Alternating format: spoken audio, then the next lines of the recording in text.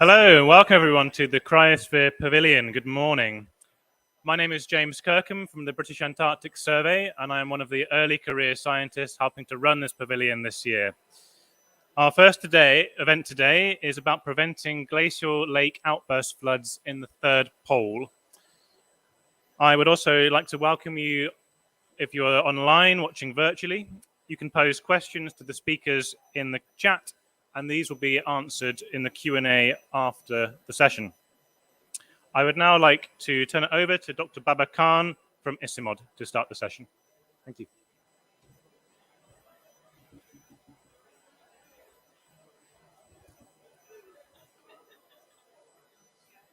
Thank you, James.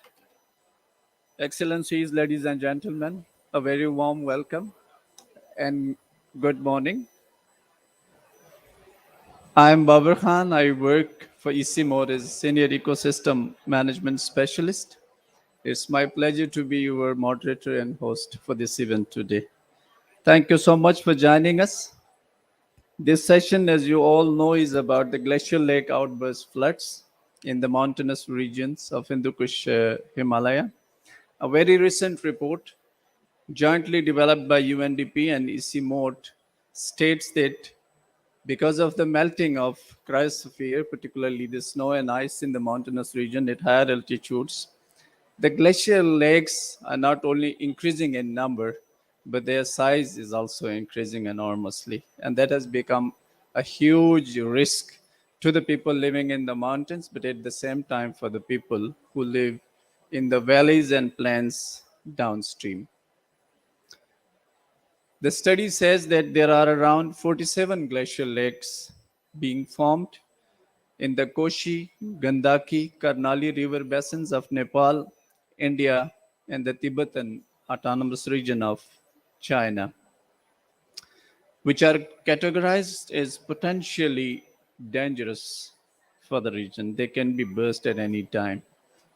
Almost an equal number of glacial lakes are reported from the Western Himalayas.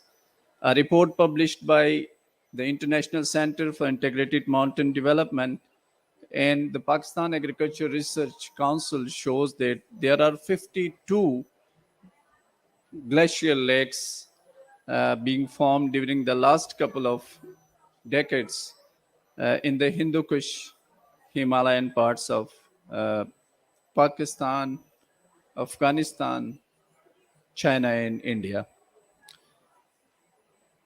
As you all know, the Paris Agreement is a commitment to limit the global warming up to 1.5 degrees centigrades by end of this century. But the reality is that if the global community becomes successful to limit the temperature up to 1.5 degrees centigrade, the temperature in the mountains will still continue to rise, and its impact will be almost double to what will be in the plain areas.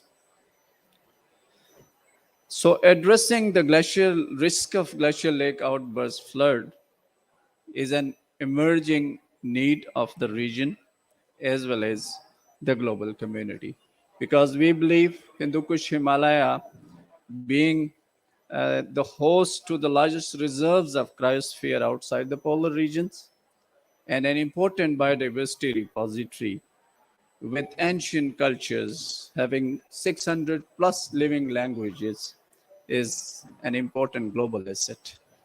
Anything happening in the mountains can ultimately affect the communities around the world, almost a quarter of the humanity.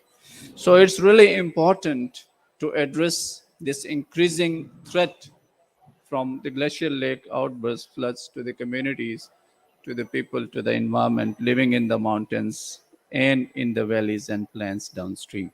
This specific event of today, therefore, aims to foster collaboration among the HKH countries. When I say HKH, please remind that this is the Hindu Kush Himalayan region, HKH countries, about the risks, the dynamics, the scale of impact of the glacial lake outburst floods, and identify areas to work together to address some of them. With this, I would like to request my colleague Udain for screening of a small documentary from the region, from the HKH region on the glacial lake outburst floods. I think I need to be a bit more louder.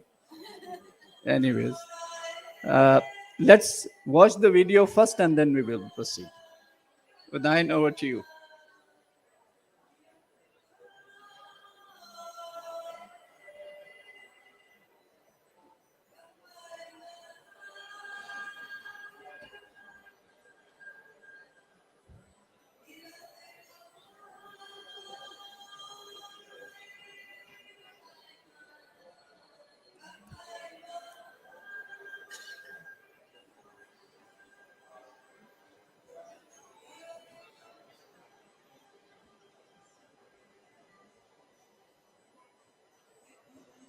I think there is a bit of technical problem with the documentary.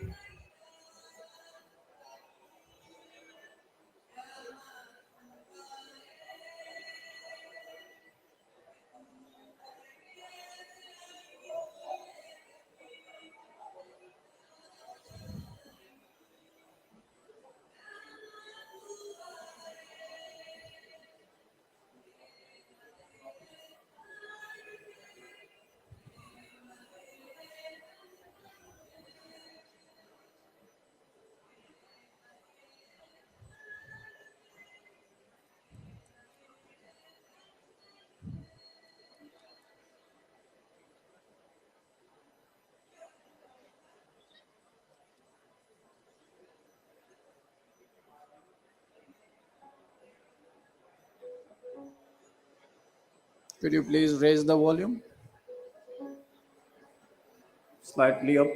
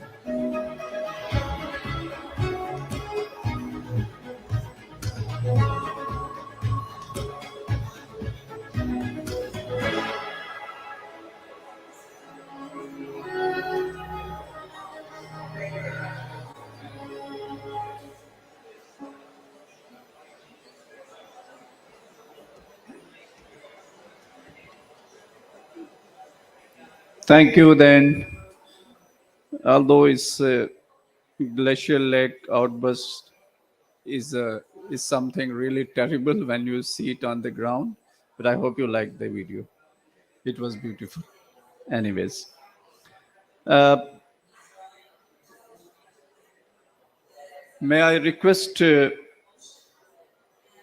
Miss Kani Vignaraja, if I am pronouncing it correctly, forgive me if I can't, uh, for a virtual participation. She is the regional director for the Bureau of Asia and the Pacific at UNDP. May I request Ms. Kani Vignaraja to please join us for some welcome remarks and your views about the climate change challenges, barriers, solutions in the third pole region. Over to you, Ms. Kani Vignaraja. Excellencies, distinguished delegates, youth representatives, welcome and thank you for joining us for this timely, important event at COP27. As you know, the Hindu Kush Himalayan region comprises a significant number of glaciers and glacial lakes, permafrost, snow, and seasonal ice on lakes and rivers, which serve as major water resources across the region. We know that 3 billion people or more consume food found in this region, and 1.7 billion people reside in the river basins downriver from these mighty mountains. Now, the science is clear. Time is running out. While the latest IPCC assessment provides a dire picture on glacial melting, it also highlights solutions, and they are doable. What we need is the political will and the partnerships supported by the solid business case that climate resilient, sustainable development and economic prosperity can and must grow together. So this event is an opportunity to showcase just this and strengthen the dialogue and deepen understanding between member states, development partners, and young people on how to accelerate the collective actions required. With over $1.2 billion in projects, the UNDP's climate change adaptation portfolio has directly supported increased livelihood resilience for more than 82 million people, brought over 8,100 hectares of agricultural land under resilient practices, enhanced food security and improved access to drinking water for millions, protected thousands of kilometers of coastline, and deployed early warning systems in many countries that have saved lives. We partner here with ISIMOD to promote sustainable development and to build resilience in the Hindu Kush Himalayan countries, to enhance the sharing of climate data and technology, improve climate security and risk sensitivity planning, and to enhance cross-border financing and insurance for flood-resistant infrastructure and to cover loss and damage. Most importantly, we will focus together on concrete actions to support these mountain communities on climate risk reduction and adaptation that impact their everyday lives. We hope to build on each other's strengths and yours, bring in partners and leverage the resources needed to achieve the scale and impact that is required to address this critical challenge that confronts us. Thank you.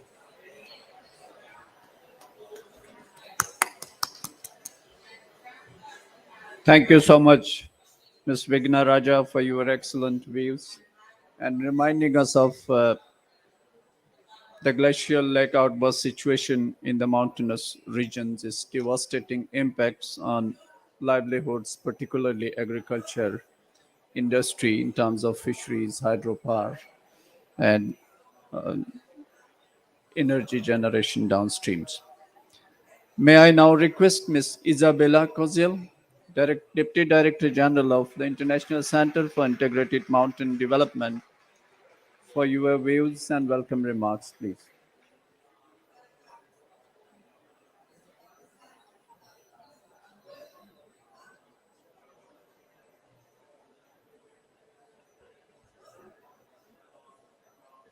Okay, you can't hear me. Hear me? Yes, Isabella, over to Yes. you. We can hear you. Okay, thank you. Thank you. Good morning and good afternoon to all participants of this event. Those of you in Sharm el Sheikh, and of course, those of you joining virtually. As we've already heard, glacial lake outburst floods are amongst the most concerning consequences of retreating glaciers in mountain ranges worldwide. And of course, the rising global mean temperature is, and the fact that it's on its steady upward trajectory will mean that the risk of increasing the likelihood of glacial lake floods will increase, and especially in high mountain areas such as the Hindu Kush Himalaya. And of course, one of the most alarming consequences of these temperature rises are these growths of glacial lakes, which of course significantly increases the risk of these outburst floods. And GLOF events, as they are known, have been widely reported around the world's highest mountains, including the Himalayas, but also in the Andes and the Rockies. Current research by ITIMOD, together with other regional studies, indeed suggests an increase in the number of potentially dangerous lakes that are at risk of GLOFs in the HKH.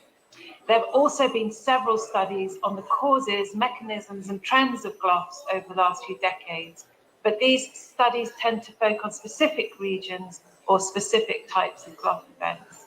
And what is important is that these studies do not address the impact of these GLOFs on people and do not sufficiently focus on effective policy and practice solutions. Take, for instance, the Chorabari Lake outburst in Kedarnath in India in July 2013, which is highly complex, triggered by both sudden intense rain and snowmelt, and finally by an avalanche into the lake.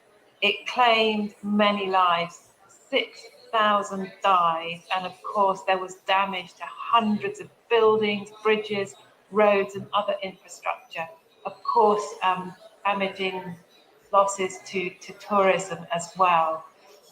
And of course, in addition to this event, there's an estimate that nearly 1,000 people have died due to 24 GLOFs in the high mountains of Asia region over the last 40, 50 years. So with the aim of achieving a more resilient Hindu Kush Himalaya, which is a key aim of ICIMOD, we believe that the monitoring of cryosphere needs to be far more widespread, as does the communication of the results of that monitoring, so that we can enable more informed policy and decision-making on these issues, as well as, of course, deeper community engagement.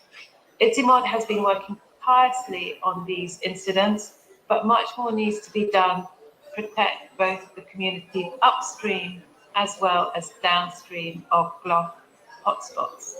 Therefore, investing far more on understanding where the greatest risks lie, communicating that understanding so that we can take effective action to minimize these risks is a key priority moving forward. Thank you very much, and wish for an action-oriented discussion today. Thank you. All best. Over to you, Baba. Thank you, Isabella. Thank you so much for sharing your thoughts about the research, the practice, and the policy work that we, together with our partners, are trying to do in the HKH region to safeguard the local communities, the industries, the businesses, and more importantly, the economy and livelihood of the regional countries. Now I will request Mr. Kamal Ram Joshi, Director General, Director General, Department of Energy, Director General, Department of Hydrology and Meteorology, under the Ministry of Energy, Water Resources and Irrigation. I think now I am correctly pronouncing it. For your welcome remarks, please.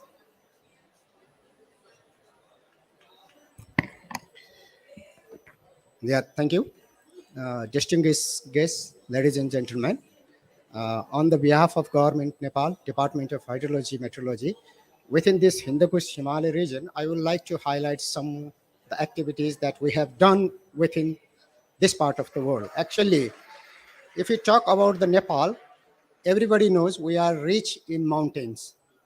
Out of 10 top richest Himalayas, 8 lies within Nepal, and top of the world, maybe you can say Mount Everest, 8,848 meters in Nepal. Being rich in mountains means we are rich in glacier lakes, and snows. If you talk about the glacier, there are more than 35 glaciers within the regions, common sharing between India, Nepal, and China, Tibetan autonomous regions. So if you are rich, means because of the evidence of the climate change, you are more in the risks of GLOF, avalanches, not only in the Himalaya region, also to the downstream regions. If we talk about the evidence in Nepal, our data shows that we are having a 0.056 degrees centigrade change in increasing temperature because of the climate change. That is even more in the Himalayan part. So we need to have more data, evidence on the higher part. So how we can be there? It is always, if you talk about the data, means you cannot do alone. You have to go with the international community, regional, and your local one. So how you collect the data, how you share the data, that is most important. If you see our last data from 1970s, there are 26 glacier lake outburst flood in Nepal. That has not only taken the numerous lives, it has also damages our huge infrastructure like hydropower. So out of that 26, 11 are transboundary. So transboundary cooperation in this regard is really a need of country like Nepal. So this, how you can go together then? If you think about these things, means how your country policy is supporting all these things. That is the major things. What is your political willingness? How you will tackle with this? And how your other regional partner are doing same in your region. So that is the major concern or challenges, you can say like that. So if you talk about our region, I think Nepal is the only country sharing the hydrometeorological data to its lower riparian country. It is quite difficult to have the other countries sharing the data, means you are having some kind of gaps over there. So how can we feel that gaps is also a major importance? So even if you talk about the dynamics of the glacier and glacier lakes, it might be different in your part of the world, and that will be different in my part of the world. So how you share those knowledge and experience? If we talk about the Nepal, we have already reduced the two glacier lakes, one in Chorolpa, that is around 4,500 meter above sea level, that we have done together with Isimor and government of Nepal in 2000. And if you come back to another lake, Imja Lake, in 2016, government of Nepal, Department of Hydrology and Meteorology, with the support from the UNDP, we have lowered another lake. So with these two experience, we have little bit more experience in reducing the glacier lakes. Means now we are moving towards even applying from the Green Climate Fund. Together with UNDP, we are planning to reduce another 4 lakes. Means in our part of the world, we are doing some kind of work. But I think that will not be sufficient from only your side. As you may already know, the early warning system to the community is the best adaptation practices to reduce the losses. So because of the climate change, your climate variability is increasing. So the challenges are increasing. So what will be the common solution to the all the mountainous country for the sustainable development is the major challenges. So in this regard, I think we shall think about the policy intervention, institutional cooperation, and the international community, global donor agencies, local partners, NGO, INGO, and the other government partner has to move together with research, development, and experience sharings to find the common solution. I think that's all from my side. Thank you.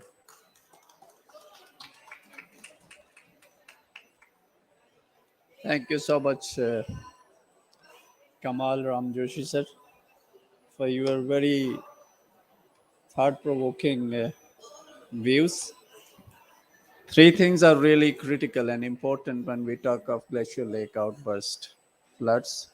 One is the cryosphere monitoring, because without monitoring, you can't really understand what's happening with these lakes, how bigger they are growing, how faster they are growing, and when they are going to be burst. So, monitoring, first thing.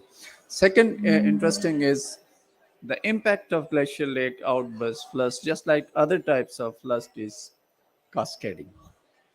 It cannot be confined to one country. Obviously, it's a flood will go to some other country and cause a lot of devastation in terms of losses and damages, not only to the mountain people but also to the living people living downstream in the valleys and plains as well.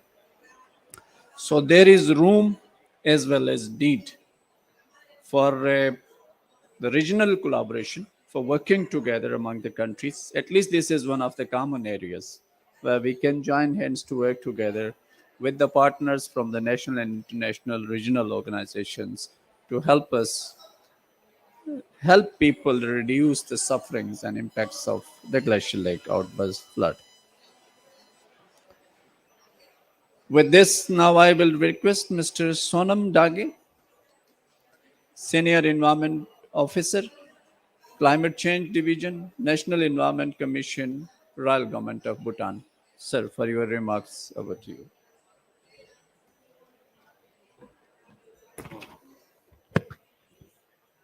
Uh, Good morning, and thank you so much for the invitation, and it's a pleasure to be here.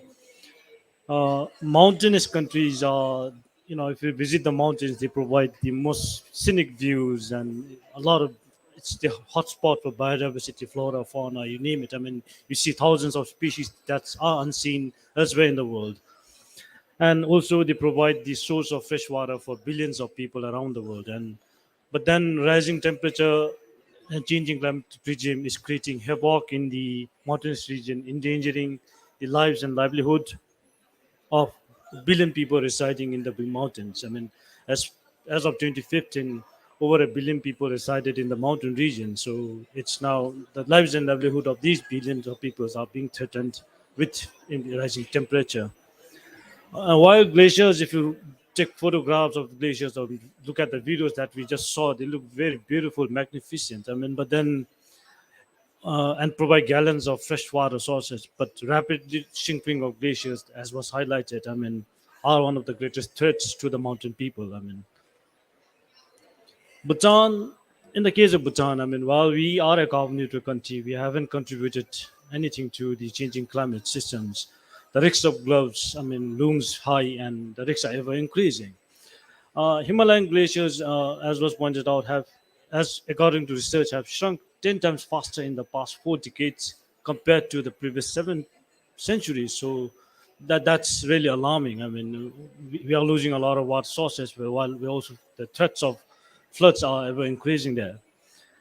And we have already witnessed the wrath of the glacial lake after floods in 1994, where we lost thousands of acres of arable land. I mean, we only have 2% of arable land in Bhutan, and we have lost hundreds of acres to one flooding event. And I, I cannot imagine what if all the 17 glacial lakes that are potentially dangerous outburst, and I don't know where we would stand and where will the sources of food and livelihood of our people be. I mean,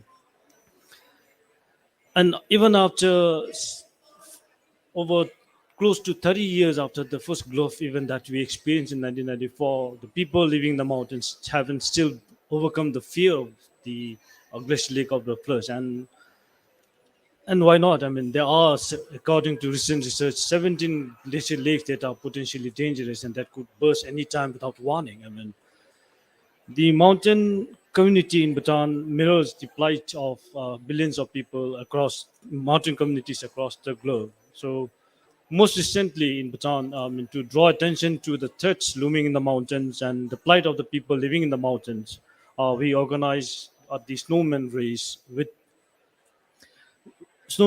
almost all of the trails above tree line and some of the trails reaching above 5,500 meters above sea level. So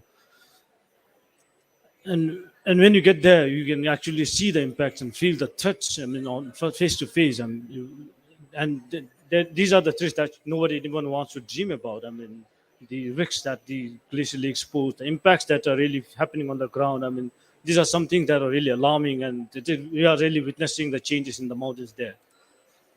Now, with regards to COP27, I mean, the implementation COP, I mean, it should deliver the hopes and aspirations of billions of people in the mountains, not just in the mountains, but across the world. I mean, and so delivering climate action should be not just promises, but then it should be tangible actions with tangible benefits, making sure that ensuring these future generations are saved. I mean, and each one of us gathered here today, we have a responsibility. It's not just the responsibility of the government and the NGOs or the private sector or at large, but every individual has a responsibility in this climate crisis that we face today. I mean, the way we live and the way we consume and the demand will go a long way in terms of ensuring that meaningful sustainable development, achieving the benefits of a meaningful sustainable development pathway in the across the world. I mean,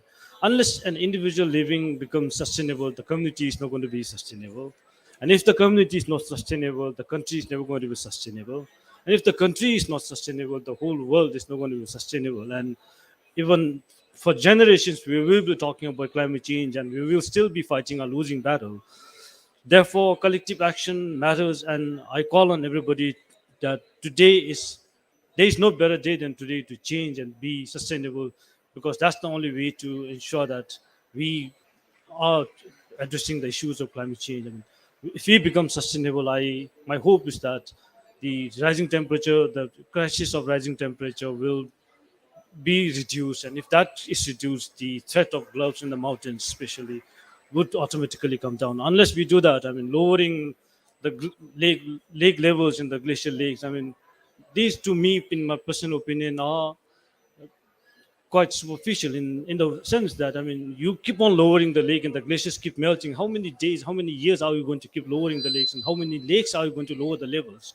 This is why I think individually we need to now change towards being sustainable, because, I mean, today everybody talks about sustainability, but then everybody wants to consume more, everybody wants to travel the world. I mean, if that's the case, we will still be fighting a losing battle even 100 or 200 years down the line. So I call on everybody here to change for better and to contribute in a meaningful way in fighting the climate crisis. I mean, just producing reports and researches on sustainable development and climate change impacts. I mean, these are not going to have any tangible benefits, but action, the changing the way we live, I think this is what matters, and we need to change today. Thank you so much.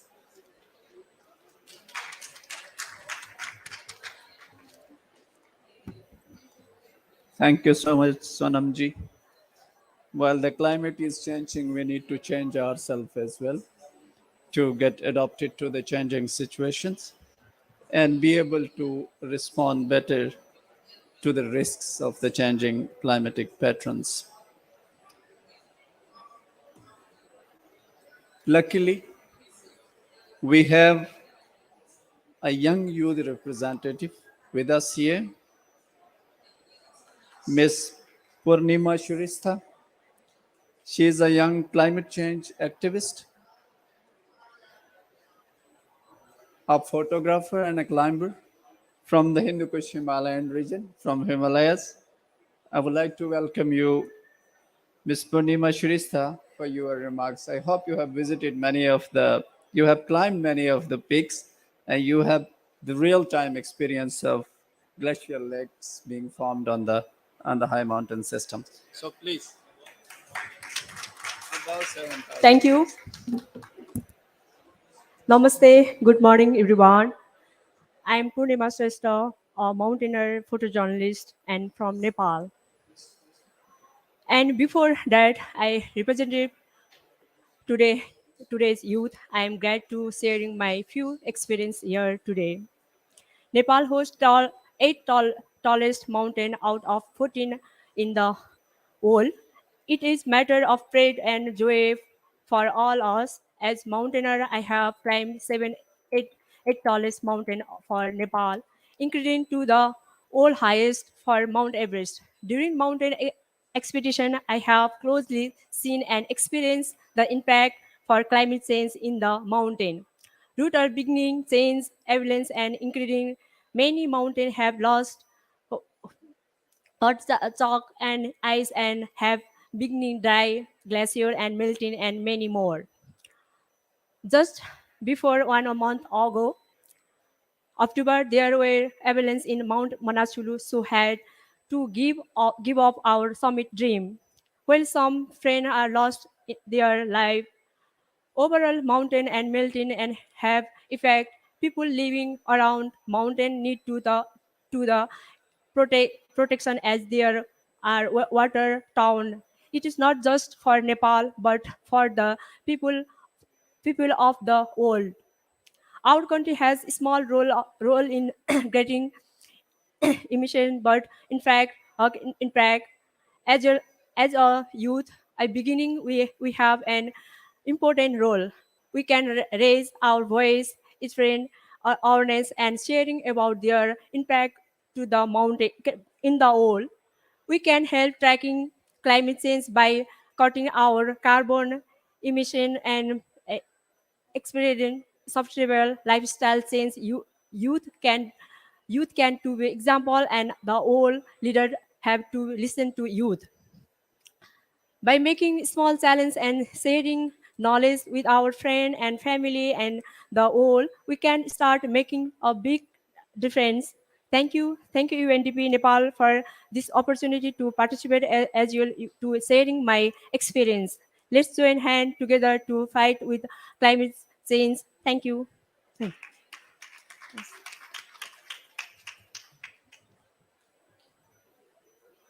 Thank you so much. Thank you, Punima, for being with us, coming all the way from Nepal to share your experiences. Miss Punima has scaled 7 peaks about 8,000 meters at sea level, and this shows her courage to fight the difficulties and challenges of the time, including climate change.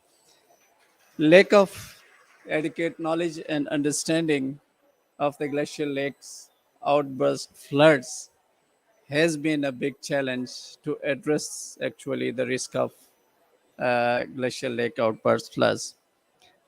I would like to request my colleague Arun Bakhta Shirista, who is the lead for Cryosphere and River Basins program.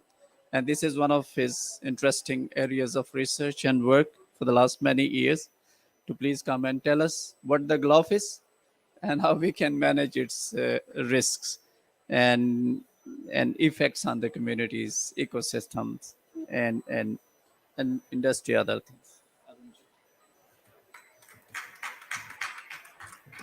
Thank you, Babarji. Okay, question is, do I need to talk about GLOF? How many of you do not know what is GLOF? May I start with that question? So nobody raises hand, so everybody knows about GLOF, right? Okay, that makes it easy for me to go a bit quickly through my presentation, which is basically introducing glacialic outburst flood. And this would not be a complete presentation. Basically, I'm just introducing. Let me wait for this thing to. Yeah, okay. Good. Thank you. It's just a quick overview of what GLOF is and what kind of situation we are in. This does not talk about what to do with GLOF. There is a problem, but then what's the next step? I think that's a talk for another day. So let me start. To start with, I would like to say here we are in this Cryosphere Pavilion with this slogan, Moving Mountains, which, and then I always have problem.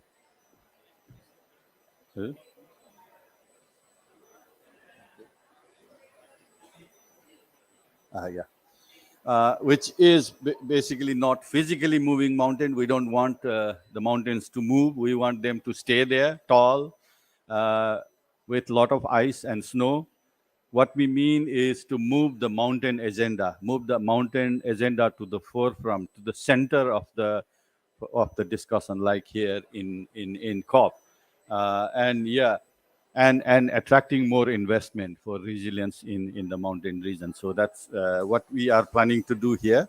Now, moving to the topic, I just wanted to throw this slide, which just means that Hindu Kush Himalaya region is warming like anywhere else in the world.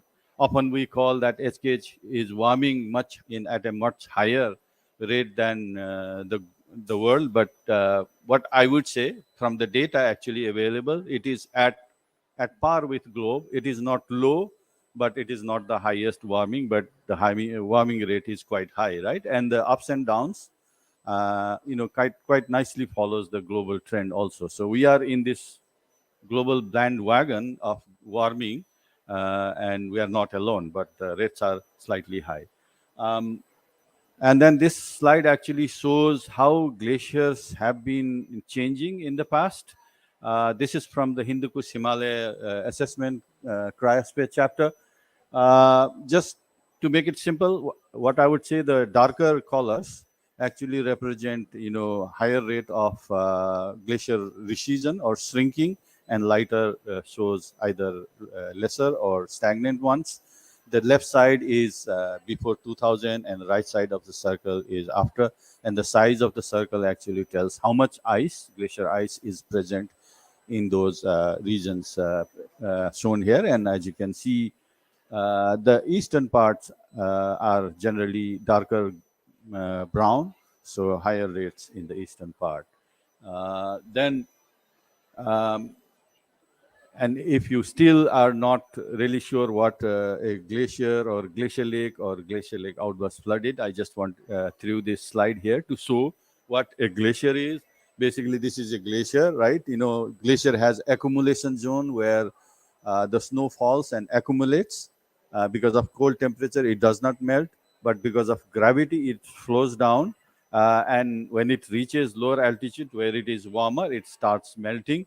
So upper zone is called accumulation zone, lower part is called ablation zone, and somewhere in between there is an equilibrium line where the balance is zero, not negative, not positive, but downstream it is balance is negative.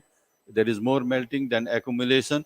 So in total, if the balance is negative, then the glacier starts shrinking and retreating back. And while it retreats, it leaves behind a void which is filled by meltwater, which can be, in a general term called glacier lake, right? And because of many reasons, those glacial lakes can actually grow and burst out their limits, and that's called glacier lake outburst flood. Here it is shown, the red line probably is the level of glacier in the past, sometimes in the past, but then now it is well below. That's the kind of phenomena we are seeing in Hindu Kush Himalaya and elsewhere. This is the distribution of glacial lake. It's not a nice graph, but just gives an idea how they are distributed. Again, the color darkness shows where the density of glacial lakes are more. As you can see, in the central and eastern Himalaya, there are more, right? Especially those long proglacial lakes are more prominent in that part of the world, of the region. Now, what causes GLOF? Of course, right? Having a large glacier is not enough to have a GLOF. A GLOF can be triggered by different processes. There is a very complicated flow chart. I don't want to go through that, but roughly there are three reasons for GLOF happening. The overtopping of the dam, the moraine dam, which contains the lake, can be overtopped by various reasons like avalanche, rockfall, glacier calving, blockage of the outlet. It overflows and it erodes the moraine, and that can trigger the GLOF. The other reason is failure of the moraine dam because of its own internal, instability. For example, hydrostatic pressure can actually break it, piping of the moraine because of melting of permafrost, or erosion of the moraine, lateral erosion of moraine can be the other one. And then for ice dam lakes, which are common in Western Himalayas and Karakoram, where my friend Babarji is coming from, failure of the ice dam can also cause GLOF, right? So these are very many reasons that can cause GLOF. Just running through some examples, I just wanted to show there is very grayish kind of photographs from Khumbu Thame area. GLOF, Dikcho GLOF 1985. This is important because, you know, of course, the community are experienced. They have experienced GLOF in the past. GLOFs happened in the past also. But this is important because a hydropower station was built to power the Khumbu area. And then when the station was ready for commissioning, this GLOF happened from Dikcho and wiped out the powerhouse. That actually opened up, you know, this GLOF to the outside world, the city, Kathmandu and west. And then it started attracting a lot of attention. And then we started studying GLOF risk in Nepal and elsewhere in Hindu Kush Himalayan region. I'll just run quickly through some other examples. This one is Lumdingcho from Sonamji's place that happened in 2015. Lemthangcho, not Lumdingcho, Lemthangcho. This the GLOF happened, and we were invited to study the GLOF. Ishimod was invited, and we went to the field and did study about the GLOF. That was 2015. Then the more popular one in Bhutan is this Lugecho, 1994. There are some iconic, you know, pictures of the river valley being eroded, you know, a lot of logs flowing down because of the flood, monastery damage, etc. And then this one I would like to show to you also. This is more recent, 2016, Botekoshi. And it also shows that, you know, of course, settlements, communities are impacted, but also, you know, big investments like hydropower. This is a hydropower intake site, which was almost completely damaged by the GLOF. And you can see the size of debris that can be brought by a GLOF. And for your information, it was a very small GLOF, but then also Kamalji, you know, highlighted the need for transboundary cooperation, because this is a GLOF, transboundary GLOF, which started from Tibet, very small GLOF, but you can see the scale of damage that can create, even downstream in another country. Just another view of this GLOF. This is the upstream of that dam, you know, before the GLOF, and this is after the GLOF. We can see the scale of damage that can happen, right?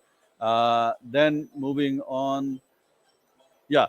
So we have been working on trying to document how many GLOFs events have happened in Nepal. Kamalji talked about it, but then in the Hindu Kush Himalayan region, this is actually Hindu Kush plus the Tian Shan Mountains, so it is high mountain Asia. So in the period between 1833 and 2022, there were 682 GLOF events of different types: Moran Dam lake burst, ice dam lake burst, and so on. You can see a pattern. In the eastern part, it is mostly Moran Dam lake outburst, and in the western part, it is ice dam lake outburst. In HKH, there have been 436 outbursts, right, in those periods. And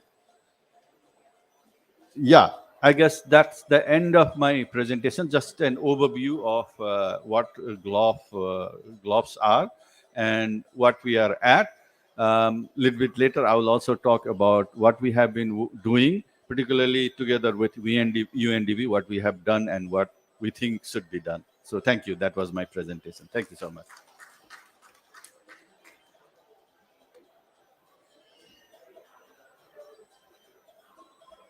Thank you, Dr. Arun, for an excellent informative presentation.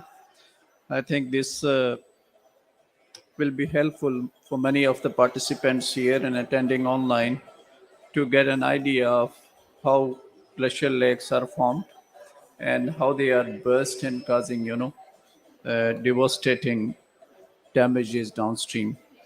This is the time for a panel discussion. I would like to request my esteemed panelists, for a quick discussion. Again, some questions. I will be putting some questions and they have to respond to it in 3 minutes only because we are running we're running short of time. My first guest for this panel discussion is Pam Pearson from the International Cryosphere and Climate Initiative. I would also like to request Ms. Srilata Kamila. Sorry, ma'am. Srilata Kamila, head of the Climate Change Adaptation at UNDP headquarters. Our third guest is from the International Center for Integrated Mountain Development. She will be joining us online from ICIMOD headquarters in Kathmandu. Miriam Jackson. Could you please check if she is available online? Great. So without wasting any time, let me start with Miriam first, because now we are not sure about the online, how long it will work. So let's ask her first then. Miriam, I would like to put the question to you first. Would you please tell us what was the geographical and thematic gaps and challenges and emerging perspectives, especially on the GLOF research in the HKH region? And a follow-up question also, what would be the next level of GLOF research for mountains specifically? Can you hear me, Miriam? Yes, I can hear you. Thank you. I hope you can hear me as well. And I Great. hope my internet connection holds out because it's a little bit unstable today. So yeah, a very good question. I could, a decent answer that would take a long time, much longer than we have.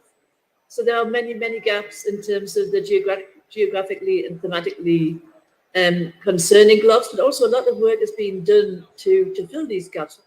We're working on it. One of the main things is that we need more and better communication between the different groups who are working on GLOFs. As we've heard, there are many, many glaciers and many lakes, a lot of people studying them, and we really need to pool our resources and we need to share how we're doing things and make sure that we have common methods and approaches, because a lot of the times you might see different numbers. It's hard to see if things are increasing or decreasing or why things happened. So we really need, we're approaching things very much in the same way, using the same techniques, and that makes it a lot easier to compare things. One of the things we've done about this recently was there was a joint conference actually just last week in Kazakhstan, and this was organized by ICIMOD, UNESCO, and Aga Khan Agency for Habitat. And this is because we have a lot of information from the Hindu Kush Himalaya, we have a lot of information from Central Asia. Often it's been written in different languages, in English or Nepali or Russian or Zonka, and we really need to make sure that we share the information and have it in a common language and in a common place to access. Another challenge that exists also is with transboundary. This has been mentioned several times already. Often the cryosphere doesn't recognize political boundaries, and often the cryosphere is at the highest point in a country. So it's right where the borders generally are. And what can happen is you have event occurring in one country, but the effects are felt in a neighboring country. And this is a challenge because it's not always very easy for one country to go and do research in their own country. So they're the ones at risk. They're the ones who need the information, but for the country where the actual hazard exists, it's not really affecting them. So they don't have as much motivation to work on it. They, I'm sure, have their own challenges to be working on. So this is a challenge. So we're trying to increase cooperation on transboundary work, and so that we can get transfer information from one country to another and share our field work as well. Another big gap that we have is in the mechanisms of actually what happens with them in GLOFs. We've seen several photos, especially the one shown by Aaron Shrestha, and he showed what happened after a GLOF downstream. He didn't show any photos of what happens while the GLOF is going on. And this is because generally there's nobody there, or if they are there, they might not survive. We need more information on what's actually happening in terms of the mechanisms and how do these things occur and why they occur. And this brings me to another point, and this is the actual triggers of GLOFs. So what initiates them? Aaron talked about the hydrostatic pressure. The textbooks are usually fairly clear on what happens, but the glaciers themselves aren't quite as clear. I tend to say they haven't read the textbooks. And what seems to happen is that it's not so much the lake level that's the problem, but a sudden increase in lake level and also a sudden increase in warmer water into a lake, an ice dam lake or a moraine damped lake. And why would there be a sudden increase in lake level? This could happen because there's suddenly some intense rain, or there could be a sudden increase in temperature causing snowmelt, and that increases the lake level. So we don't just need to study the glaciers and the lakes, we also need to have more information on temperature and precipitation patterns, and especially on extreme temperature and precipitation events. Again, Aaron showed a nice increasing in a fairly regular way, but it's not just the average temperature that's increasing. It's also the number of heat waves and extreme temperature events. And we know very little about this. We do need a lot more information.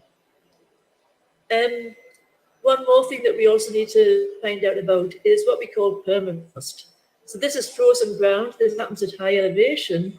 So obviously permafrost and glaciers and glacial lakes often all occur very much in the same area. Ground is responding to climate change. That is, it's getting warmer, it's thawing. It's going to be less stable.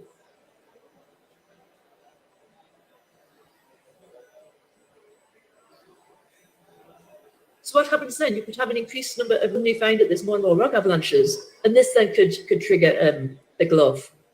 And we also find the same thing happening with the moraines as well, that these are generally ice-cored. The ice in them is thawing, then that also is going to mean that they're going to be less stable, the flood could occur. And finally, I'll just say that we don't really know very much about the wider effects. One thing we're doing is we're trying to look at the vulnerability of groups downstream.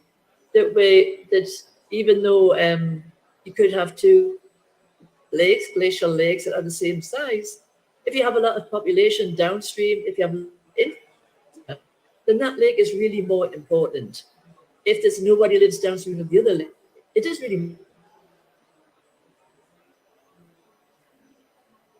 that much. So we have to find out where, and we also have to look at the other effects.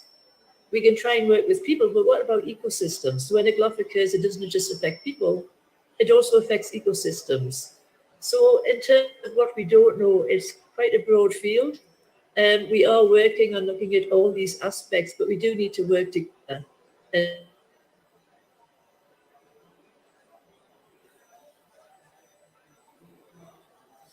Try and solve these as a community, Yeah, thank you. Thank you, Miriam Jackson, for your inputs. I think it was a wonderful intervention. Let me come back to you if there are any questions, and we have some time to ask you after our two panelists waiting for their questions. Thank you for joining us online from ICIMOD headquarters. May I request now our esteemed panelist Srilata Kamilaji. We are talking about that GLOF has been a big challenge for the mountain areas and HKH in particular. It has very serious cascading effects, actually, transboundary in nature, and the volume of water it releases in an event of GLOF is actually devastating. So could you please shed some light what type of risks it carries for the downstream communities? I would also like to ask for the mountain communities also, because I belong to the mountain communities, particularly to the gender, from gender point of view, like for women and children. So that we could think of, how we can try to address some of those issues related with gender. Over to you. Thank you.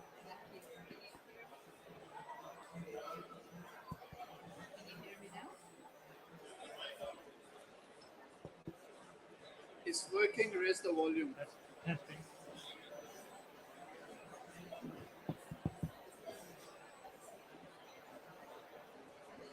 you.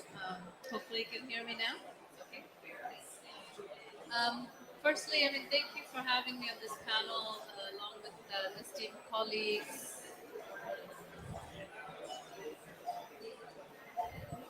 Yeah, is that better?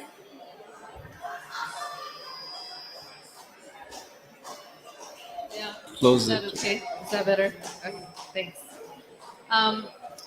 In fact, a lot of the earlier speakers have emphasized this, and and I just wanted to quote again the latest IPCC report that has clearly stated that with human-induced climate change, it has been one of the primary drivers for glacial recession in the early parts of the 20th century.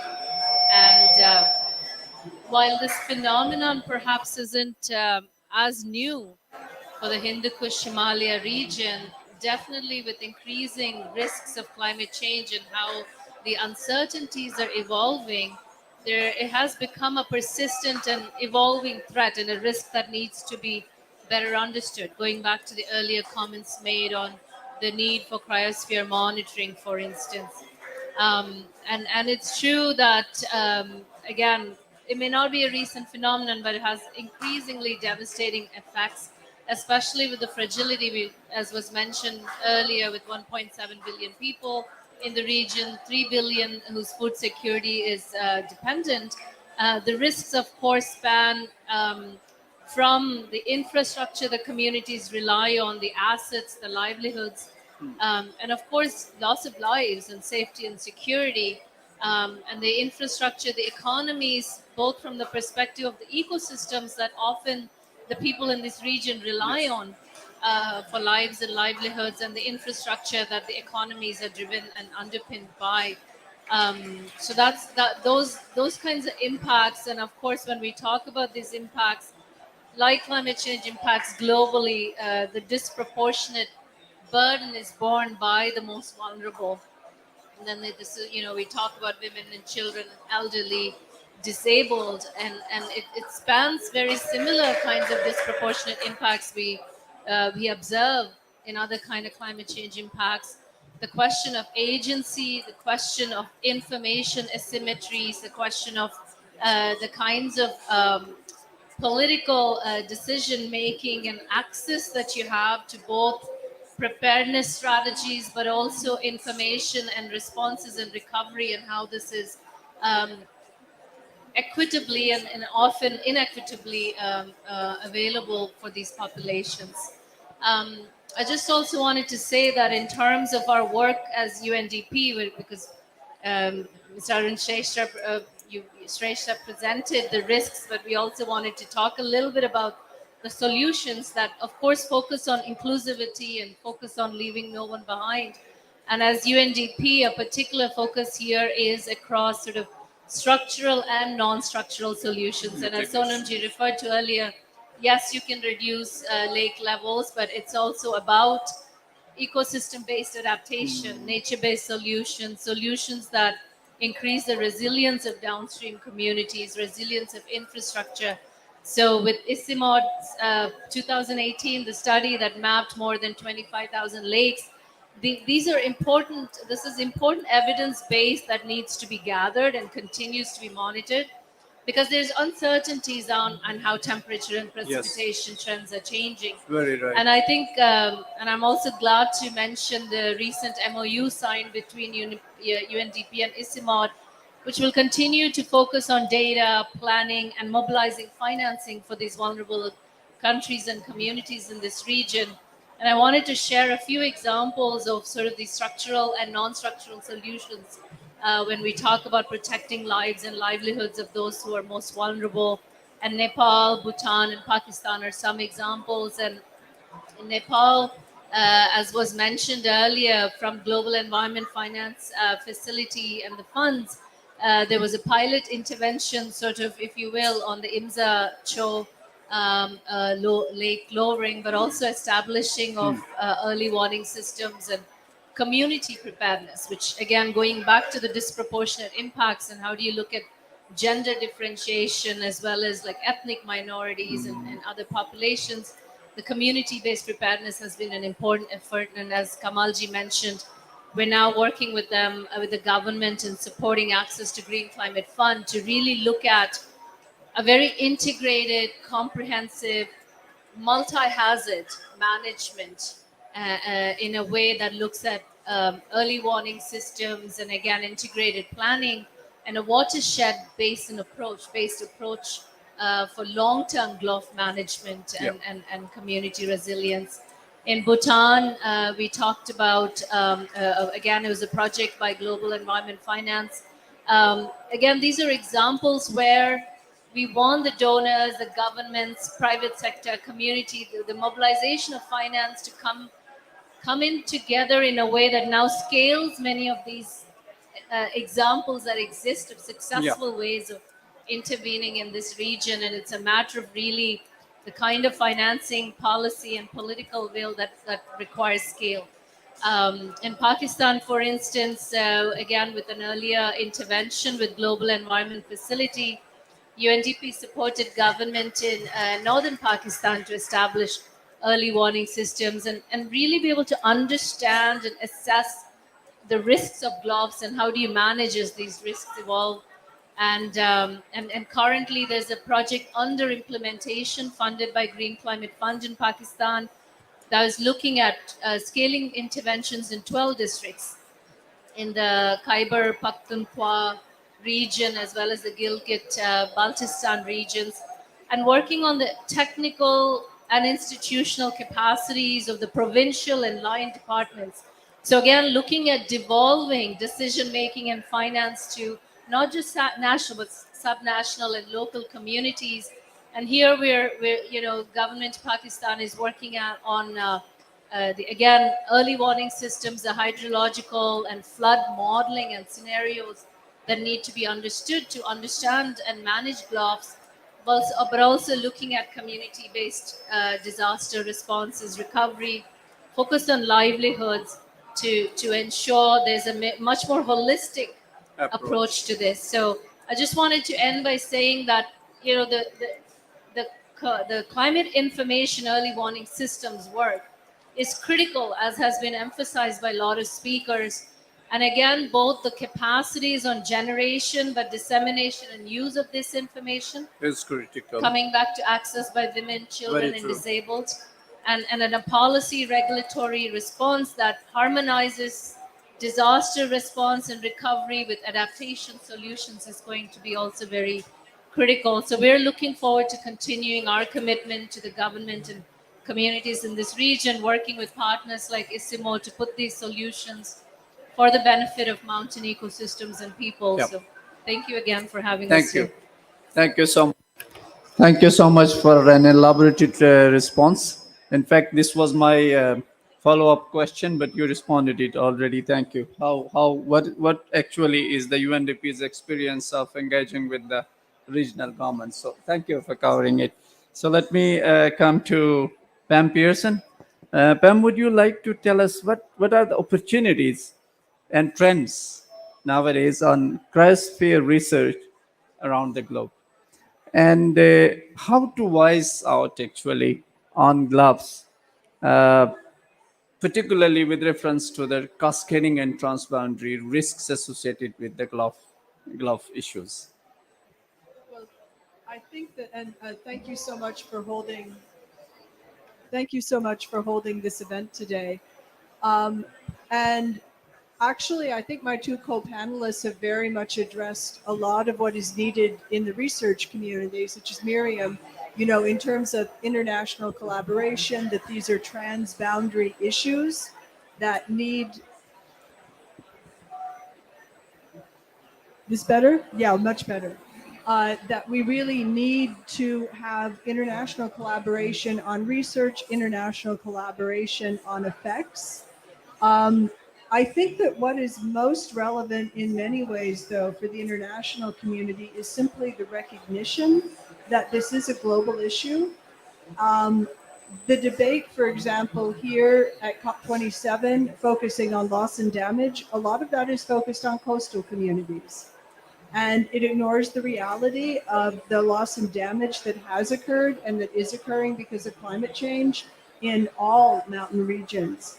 And so bringing that mountain perspective into not just the research world and not just, in UNDP and UNESCO, where it's incredibly important to raise these impacts from a gender point of view, from the most disadvantaged point of view, and the need to prepare and adapt and have early warning. But ultimately, of course, this is tied to climate change. If you look at the mountain glaciers and snow totem we have there, you can see that even with low emissions, these glaciers are going to continue That's to true. lose for the next 50 years. That needs to slow though. And we can make it slow by the end of this century. But these impacts need to be recognized for what they are as a result of climate change. And in this forum, in other forums, the Mountain Partnership is very much working on this. While the research into how better to predict these, how better to protect people, continues over the next decade. So these things need to continue on their parallel tracks. Sure, sure. Thank you. Thank you. Thank you so much. Thank you so much, Pam, for your great views and thoughts on how we can really voice out on gloves for the global recognition and awareness that this is a big issue affecting the mountain communities, that it is affecting the communities and people, industry, and livelihoods, economies in the plans and downstream. Thank you. Thank you so much. Uh, with this, I would like to request for last segment, which is actually the summing up of the discussion so far we have. My colleague Arun Bhakhtar Shrista from EC to please come and just conclude the session and pay vote of thanks. And then I would also like to request our UNDP colleague to say a few words.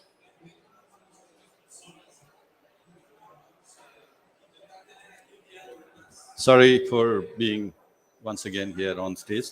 Actually, I wanted to talk a little bit about the collaboration we had with UNDP on this topic. We have many different things that we did in the past and currently, but just on the issue of Glacier Lake outburst flood, if I can have my slide again, the one I showed after the thank you slide. And before that happens, let me just start our experience, particularly in this recent work we did, which we call inventorizing the glacial lake in river basin that flows through Nepal. Last slide, after thank you slide. Yeah, and in preparation for the GCF proposal, which Kamalji also mentioned, we did this work to identify the new set of potentially dangerous lakes, the lakes which could burst out anytime in the future. So yeah, right here. So this basically is the work we did, and what I would like to mention on this one is basically a few facts I would like to say. This was released in 2020 amid COVID. This work actually mapped any glacial lake which was above 0.003 kilometers square, taking 2015 as a base year. And based on this analysis, we found 3,624 lakes in this region. And in Nepal, 2070, in Tibetan Autonomous Region of China, 1509, and in India, 45. So we use this method to identify the potentially dangerous lakes. But then for your information, we have worked further on this methodology because this looks only at the physical aspects, right?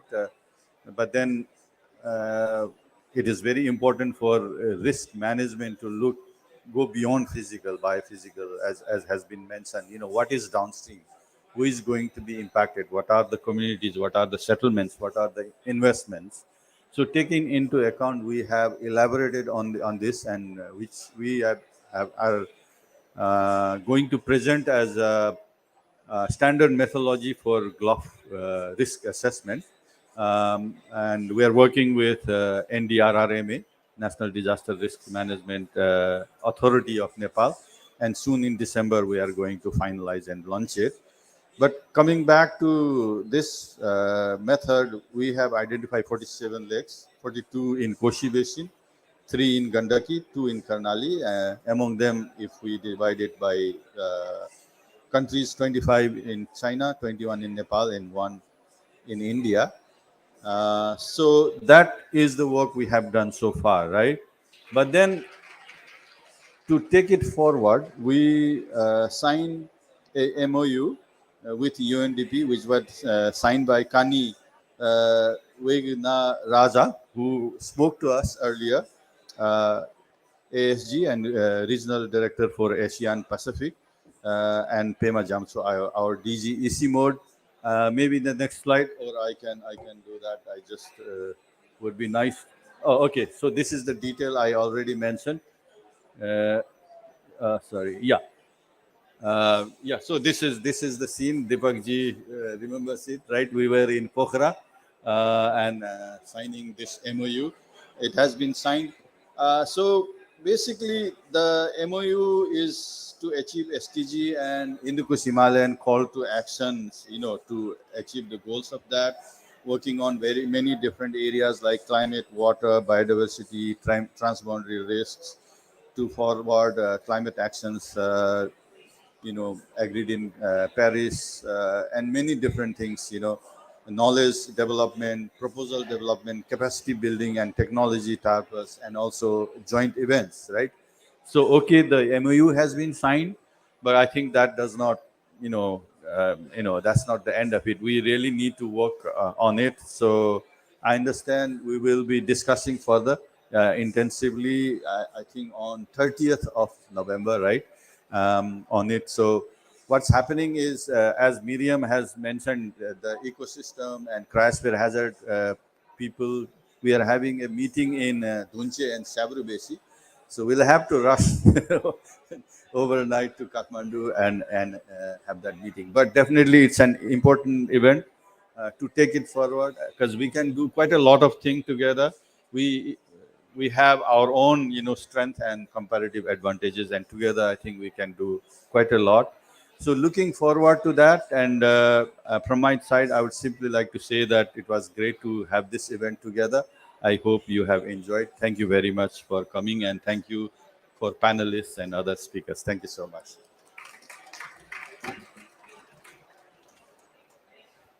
Thank you, Dr. Arun, for summing up the discussion and also uh, talking a bit about the collaboration between ECMOD and UNDP, particularly on the glacial lake outbursts floods.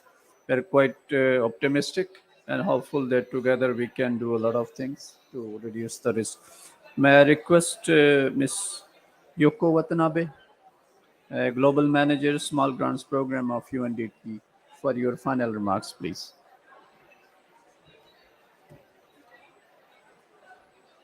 Well, thank you very much. And it was such a really productive and fruitful discussion today regarding the GLOF and beyond, actually, the collaboration in the transboundary region of Hindu-Kush Himalayas. So I can't take justice of, summarizing the discussion, and Arunji already did it a great job. But let me highlight 3 things here. First, I think we heard today about the very important element of the integrated approach at the transboundary level. I think this issue of GLOF and Himalayan conservation in general really requires an integrated approach, looking not only from the climate lens, but also from the nature-based solutions, biodiversity, land degradation, many other elements of global importance. And really the countries to come together to address the policy issues, the research issues, and many other elements. Second point I think we have heard today is really the importance of inclusivity and local action. Unless the communities are addressed and aware of these issues and empowered and capacitized, this is not going to be solved. And in addition to what already Sri Lata mentioned with the GF and UNDP's efforts, the small grants program that we manage here which is in 128 countries, supporting local communities and civil society. We have been also working in Bhutan to address the GLOF issues, particularly the Ruge Tso, the one that Darunji also mentioned on the screen.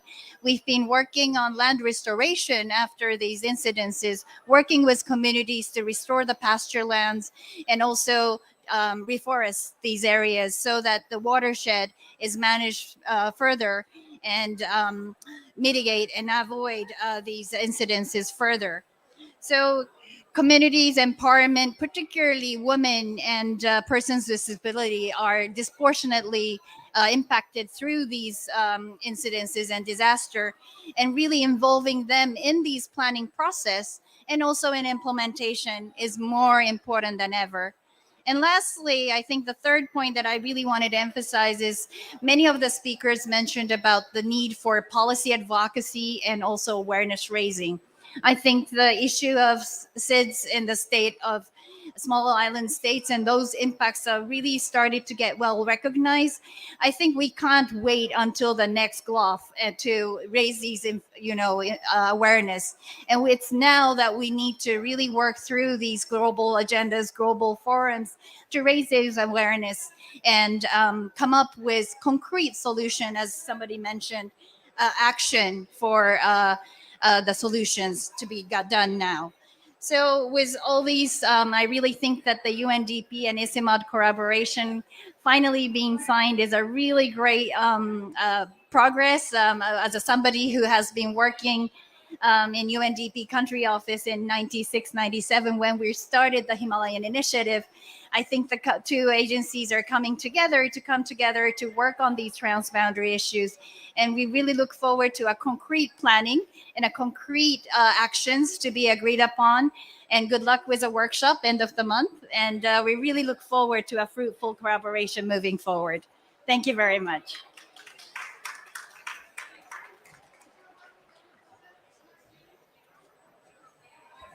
Thank you, Yoko Watanabe, for your great wishes and wonderful remarks. With this, our event comes to an end. I'd really like to thank the speakers and panelists for excellent interventions and sharing your knowledge and experience of working in the region, beyond the region, on GLOFs and many other environmental issues and challenges. I'm quite hopeful that some of the discussion will be helpful for us to take forward. Uh, before leaving the session, I would also like to thank our UNDP colleagues who have been instrumental actually in planning this event right from the beginning, particularly Mr. Dario Vespertino. It's quite difficult to pronounce. Mr. Dario and my colleagues from ICIMOD also, especially Dr. Deepshika Sharma, Udayan Mishra, Anshu, and whoever was there in the team to help us come to this point and share our knowledge and experiences with you and learn from your knowledge and experiences, obviously. So thanks to participants for joining us in this session. I hope this was useful for you. Have a good day. Thank you.